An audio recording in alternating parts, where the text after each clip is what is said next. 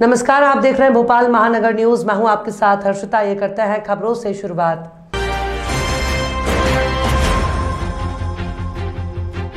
मुख्यमंत्री शिवराज सिंह चौहान ने 5 मार्च को अपना 64वां जन्मदिन नहीं मनाने का निर्णय लिया।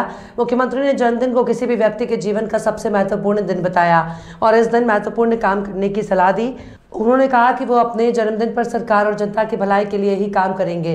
मुख्यमंत्री ने पार्टी के कार्यकर्ताओं, समर्थकों और आम जनता से अपील की है कि वे उनके जन्मदिन पर किसी तरह के होर्डिंग्स और बोर्ड ना लगाएं। मुख्यमंत्री ने कहा कि जो व्यक्ति उनका जन्मदिन मनाना चाहते हैं वे अपने घर या घर के आसपास सिर्फ एक पौधा लगा दें या फिर किसी जरूरतमंद की अपनी क्षमता के मुताबिक मदद कर दें। यही उनके लिए शुभकामनाएं और सबसे बड़ा उपहार होगा। जन्मदिन किसी भी व्यक्ति के जीवन का सबसे महत्वपूर्ण दिन होता है, लेकिन ये महत्वपूर्ण दिन महत्वपूर्ण कामों में ही लगे, सरकार के काम में लगे, जनता की सेवा में लगे। इसलिए मैंने फैसला किया है मैं अपना जन्मदिन नहीं मनाऊंगा। कृपया करके कोई होर्डिंग ना लगाएं और कोई औपचारिकता ना करें। अगर आप मुझसे स्नेह करते हैं तो आप अपने घर या आसपास कहीं एक पेड़ लगा दें या किसी जरूरतमंद भाई या बहन की छोटी सी मदद कर दें। मेरे लिए यही सबसे बड़ी शुभकामना होगी। धन्यवाद। गृह मंत्री नरोत्तम मिश्रा ने जीतू पटवारी के निष्कासन पर कहा था कि विधानसभा अध्यक्ष के खिलाफ अविश्वास प्रस्ताव पर कमलनाथ के हस्ताक्षर नहीं है। ये दूसरा अविश्वास प्रस्ताव है, ये जिसमें कमलनाथ अनुपस्थित रहे। इससे समझ आता है कि कांग्रेस में कैसी एकजुटता है। नेता प्रतिपक्ष बुलाकर हस्ताक्षर करवा रहे थे। नेता प्रतिपक्ष की दयनीय स्थिति है, ढूंढ कर विधायकों के हस्ताक्षर करा रहे थे और कमलनाथ जी ने भी हस्ताक्षर नहीं किया। कमलनाथ जी का कहना था कि पहले वो स्वयं को कांग्रेस का कार्यकारी अध्यक्ष कहना छोड़े।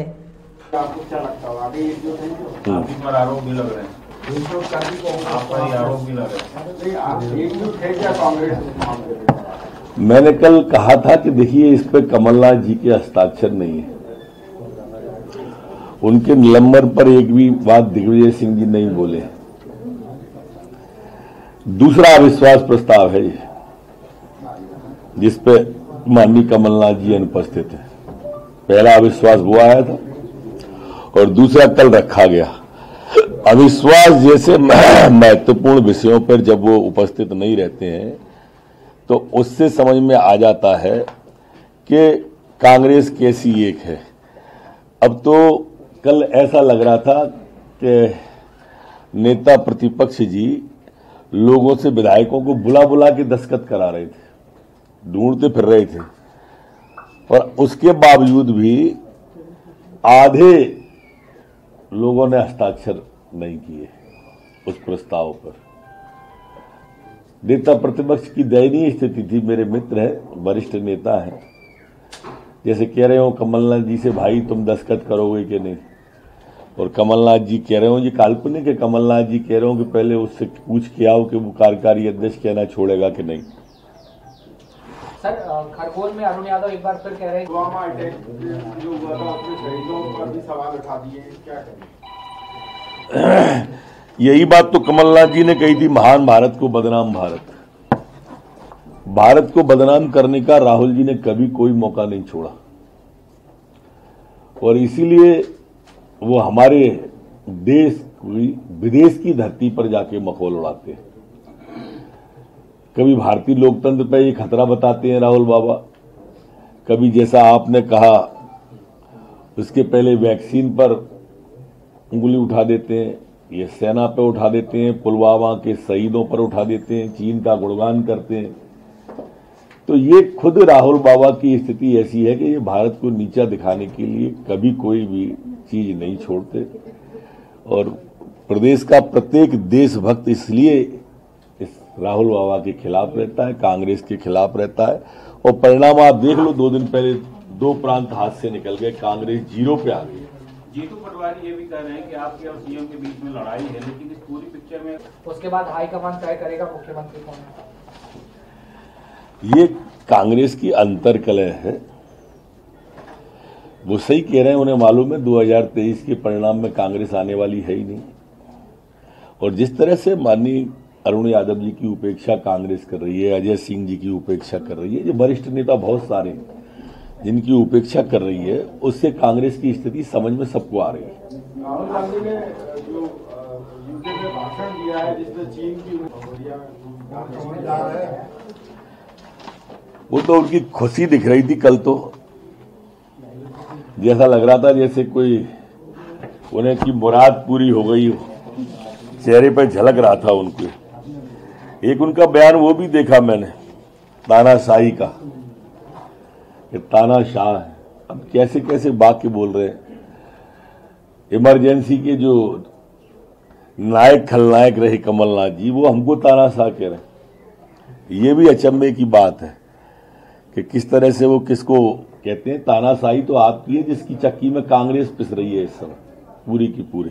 जीतू प्रकरण में इनके दो वरिष्ठ नेता कमलनाथ और दिग्विजय सिंह। भास्कर जी अर्जुन सिंह की पुण्यतिथि पर भोपाल में कांग्रेस कार्यालय में जहां उन्हें याद किया गया, वहीं भाजपा के मेहर से विधायक और अलग मध्य प्रदेश की अलग जगाने वाले नारायण त्रिपाठी ने पूर्व में आज के दिन अर्जुन सिंह की प्रतिमा का अनावरण की बात कही थी, जिसके साथ ही उन्होंने पूरे विंध्य के लोगों को आज भोपाल आमंत्रित किया और उसके साथ ही भोपाल में रहने वाले विंध्यवासियों से भी आज के दिन भोपाल के व्यापम चौराहे पर एकत्र होकर पूर्व मुख्यमंत्री अर्जुन सिंह की प्रतिमा का अनावरण करने की अपील की। हालांकि इससे पहले मुख्यमंत्री शिवराज सिंह चौहान ने इस प्रतिमा को 7 तारीख को स्वयं अनावृत करने की बात कह दी है। नारायण त्रिपाठी ने आज प्रतिमा स्थल पर पहुंचकर प्रतिमा को दूर से ही माल्यार्पण किया और मुख्यमंत्री और प्रशासन का धन्यवाद ज्ञापित किया। उन्होंने कहा कि वो लगातार प्रतिमा के अनावरण के लिए सरकार को लगातार पत्र लिख रहे थे और कल भोपाल नगर निगम के कमिश्नर कोल सनी ने मुझे फोन पर सूचना दी थी कि आज मुख्यमंत्री के दौरे पर हैं और आने वाली 7 तारीख को मुख्यमंत्री स्वयं पूर्व मुख्यमंत्री अर्जुन सिंह की प्रतिमा का अनावरण पूरे सम्मान और भव्य आयोजन के साथ करेंगे। उन्होंने बताया कि उन्हें तत्काल ही रीवा, सतना, मेहर, कटनी के लोगों को तत्काल इसकी सूचना दी कि वे लोग भोपाल ना आए, क्योंकि अब मुख्यमंत्री जी ने स्वयं प्रतिमा के अनावरण के लिए समय दे दिया है, तो वो लोग 4 तारीख की जगह 7 तारीख को भोपाल पहुंचे। इसके अलावा नारायण त्रिपाठी ने कहा कि आज हम लोग कुंवर साहब की प्रतिमा पर अपने श्रद्धा सुमन अर्पित करके वापस आ रहे हैं और 7 तारीख को जब मुख्यमंत्री इसका अनावरण करेंगे तब हम मुख्यमंत्री के साथ ही इस प्रतिमा के अनावरण कार्यक्रम में शामिल होंगे।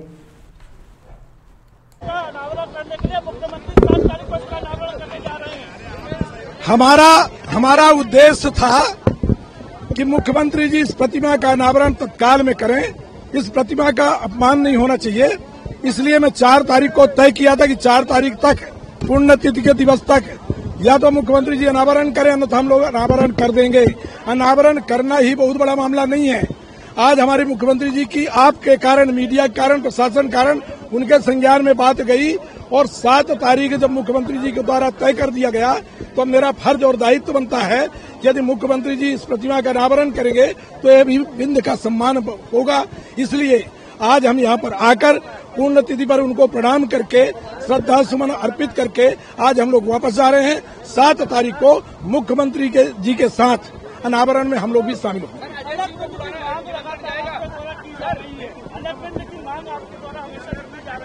विंध्य का पुनर्निर्माण विंध्य के बाल बच्चों के बेहतर भविष्य के लिए है, तो वो मांग लगातार चलती रहेगी।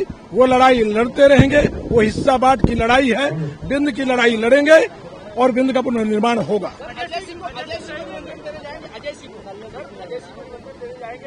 मैं तो मीडिया के द्वारा ही सबको निमंत्रण दे रहा हूँ, आवेदन कर रहा हूँ, निवेदन कर रहा हूँ कि 7 तारीख को जब मुख्यमंत्री जी ही इस प्रतिमा का अनावरण कर रहे हैं तो सब लोग अपने आप उपस्थित हों और कार्यक्रम में शामिल हों। मध्य प्रदेश के श्योपुर जिले में पुलिस ने 10 दिन पहले हुए 2.5 लाख रुपए की चोरी के मामला सुलझा लिया। पुलिस ने चोरी के आरोप में राजस्थान से एक युवक को गिरफ्तार करके चोरी की रकम और चोरी के लिए उपयोग की गई मोटरसाइकिल बरामद की है। पुलिस के मुताबिक 21 फरवरी को पाली रोड पर गौशाला में संचालित नकुल सोनी की सीमेंट और सरिया की दुकान से एक व्यक्ति ने अकेले बैठे मुनीम को बातों में उलझाकर गले से 2.5 लाख रुपए चोरी कर लिए। जांच के बाद पुलिस ने कोटा जिले के किशोरपुरा के रहने वाले अकबर खान को चोरी के माल सहित गिरफ्तार कर लिया। आरोपी ईरान गैंग का सदस्य है और उस पर राजस्थान, पंजाब और मध्य प्रदेश के 4 पुलिस थानों में कई धाराओं के तहत मामले दर्ज हैं। पुलिस ने बताया कि अकबर ने हाल ही में एंगेजमेंट की है जिसमें खर्च हुआ और वो खर्च निकालने के लिए उसने ये चोरी की थी।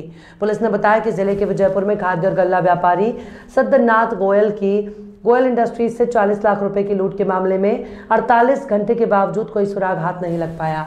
इसके चलते पुलिस अधीक्षक आलोक कुमार सिंह के निर्देश पर आरोपियों पर 10,000 रुपए का इनाम घोषित किया गया है और सरगर्मी से उनकी तलाश की जा रही है। भोपाल में एक युवती ने अपनी एक बहन के देवर के खिलाफ दुष्कर्म का मामला दर्ज करवाया। दरअसल रिश्तेदारी होने के कारण युवक का उसके घर में आना जाना था, इसलिए युवती रिश्तेदारी होने के कारण जल्दी इन दोनों के बीच में प्रेम प्रसंग हो गया और इसके बाद युवक उसे अक्सर घुमाने ले जाता और इसी बीच उसने शादी का झांसा देकर उसने युवती का शारीरिक शोषण करना शुरू कर दिया। करीब 2 साल तक शोषण करने के बाद उसने शादी करने से मना करते हुए रिश्ते तोड़ दिए। तब कल युवती ने थाने पहुंचकर इस मामले में शिकायत दर्ज करवाई है। पुलिस ने बलात्कार का प्रकरण दर्ज कर आरोपी की तलाश शुरू कर दी है। 376 का मामला आया है, क्या था पूरा मामला सर? पीड़िता की रिपोर्ट पर अपराधी के विरुद्ध FIR की गई थाना बागसेवनिया में। जो आरोपी है मूलतः इनकी जो रिलेशन में ही है, उनकी जो सिस्टर है उसी का देवर लगता है। जहाँ शादी का झांसा देके लंबे समय से रिलेशन बन रहे थे और अंततः वो शादी से मुकर गया, जिस पर से पीड़िता की रिपोर्ट पर FIR की गई है। आरोपी मूलतः बैतूल का रहने वाला है। वहाँ के लिए टीम भेजी गई, जल्दी गिरफ्तार कर लिया जाएगा। खबरों में फिलहाल इतना ही। और भी खबरों के अपडेट्स के लिए आप देखते रहिए भोपाल महानगर न्यूज़।